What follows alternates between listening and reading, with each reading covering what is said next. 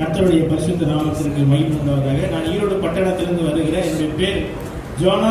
நான் ஒரு ஹிந்து குடும்பத்திலிருந்து வந்தவன். நான் 9 வருஷம் பெருவழியில் சபரிமலைக்கு மாலை போட்டிருக்கேன். ஒரு நாளைக்கு 9 பாட்டில் சரக்கு அடிப்பேன். ஒரு நாளைக்கு 2 பேக்கெட் சிகரெட் குடிப்பேன். நான் கஞ்சாவும் வீடாவும் இல்லாமல் நாளே கிடையாது.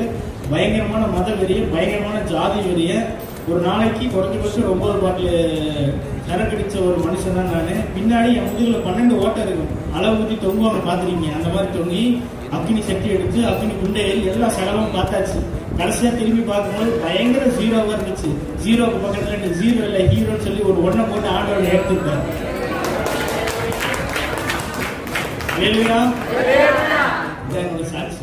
கர்த்தர் நாமம் மகிமை கொள்வதாக. சொந்த ஊர்லேயே பிச்சை எடுத்து பெரிய ஒரு போராட்டத்தெல்லாம் போராடி கடைசியில் என்னை உயிர்ப்பிக்க மாட்டீரோ